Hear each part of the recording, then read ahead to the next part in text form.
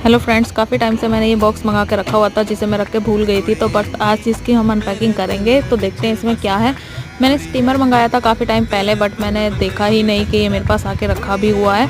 और मैंने blue colour में ऑर्डर किया था, जो कि मुझे मल्टी कलर में मिला है। Red, blue and white colour में मुझे ये मिला है।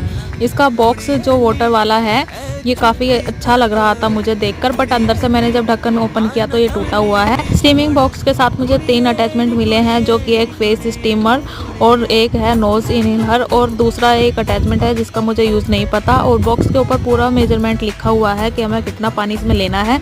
एंड मैं ट्राई कर रही हूँ कि स्टीमिंग कैसी हो रही है। प्रोडक्ट काफ़ी अच्छा निकला है। लिंक आपको कमेंट में मिल जाएगा। Thank you for watching guys.